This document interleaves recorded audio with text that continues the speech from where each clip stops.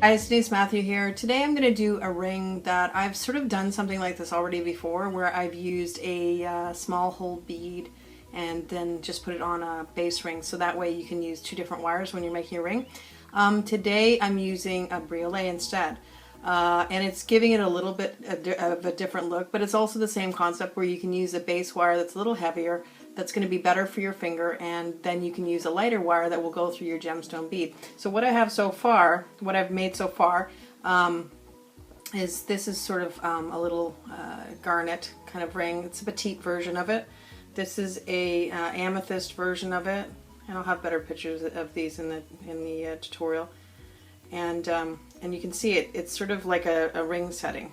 This ring you're going to make a base first, and when you're making the circle that you're going to start out with, and I'll show you, you're going to have about I'm working with about 8 inches of 20 gauge wire. 18 to 20 gauge wire will work perfectly fine. So what you're going to do is you take your pliers and you're going to do, now you're going to gauge the loop really according to, and I'm just making a loop, just a preliminary loop like that. You're going to gauge it according to the size of your bead, because ultimately we want the bead to sort of drop down in that loop so that it's not as high. I mean, that's the trick here. You don't want your bead to be really high, but you like the idea. I like the idea of using a briolet, but I don't like the idea of it being too high.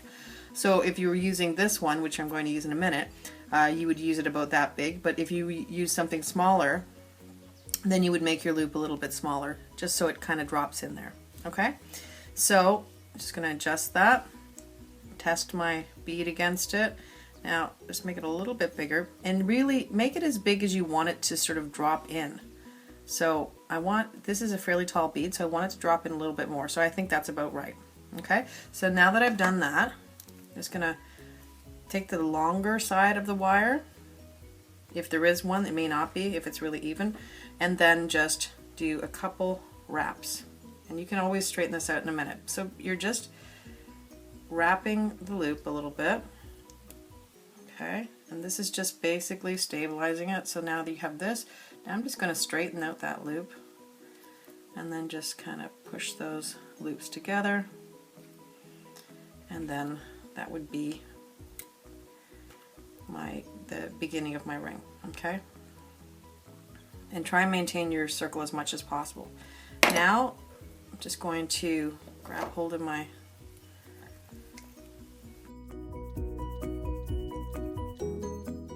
I'm just going to straighten it out a couple times, just make it a little bit more parallel.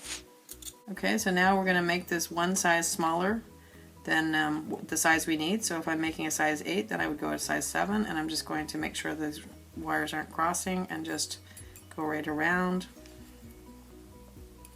and then bring it right to the other side. Take your pliers and just flick it up like that. Then you can slide it off, and then slide these. You can just open it up a little bit. That's all right if it comes out of shape again, because we're going to put it in the ring mandrel. Shove it in there like that, and then you're going to pull it right to the place where you bent, and you can see quite clearly that it's right where the bend is.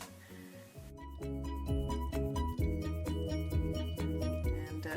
to just bring both sides. Alright, and you can put it back on the mandrel, not to worry. Okay, slide it back on your mandrel. Bring it to about 7 again, and then just tighten a little bit. So now that I have it on like that, I'm just gonna, and again, don't pull too hard because you might affect your loop. And then after that, take it off. Again, you can always reshape it back on the mandrel later on. So now I'm just going to trim off those 2 wires so they're the same length. And then you're just going to tuck them under a couple times. And this is just stabilizing it. And you don't have to wrap it too many times, because you don't want one side to be too bulky. So even just this amount is probably fine. And just one more with the other. And then after that, just trim it back and then tuck all those ends in.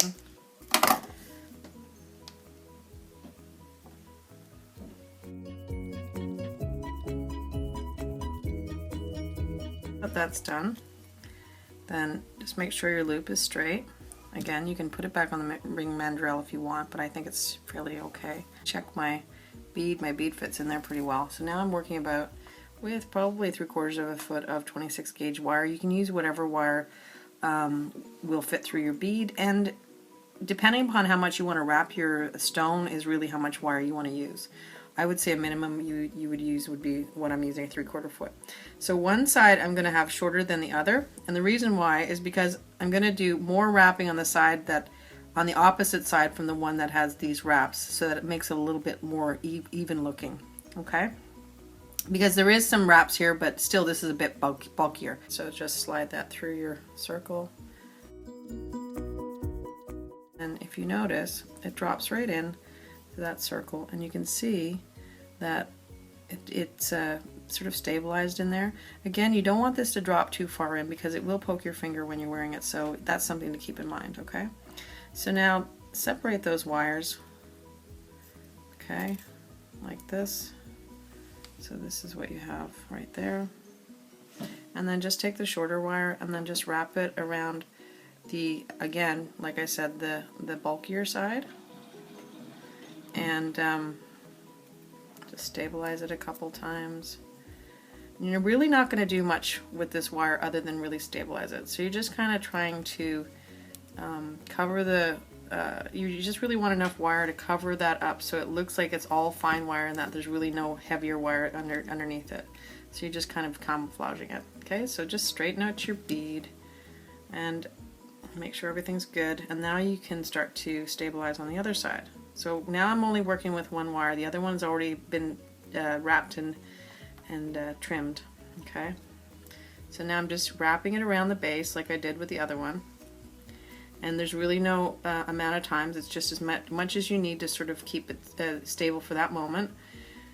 So now that I have that stable, I'm just going to take my wire and I'm just going to wrap around several times like this. Okay, and I'm going to go back, wrap a few more times on the base, and that's again on the same side as I started with. Okay, because again I'm trying to make the ring more even looking. Okay, doing about 3 wraps, then I'm going to go back around again, trying to fill that space in a little bit. Keep adjusting your stone if it comes out of place or anything like that. Alright, and now I think I'm sort of ready to go. That's it, I'm done. And then just going to finish wrapping. Again, trying to make it as even as possible, which I think I did okay. Tuck all your wires in. Now you're going to slide it back onto your ring mandrel. Okay, and right now I have a size 7 ring. So now I'm going to do a little hammering, and what this is going to do is it's going to wire harden my ring so that it's going to stay in place better, and it's also going to size it up a little bit. Okay, so anytime you're going to hammer your ring, it's going to get it a little bit bigger.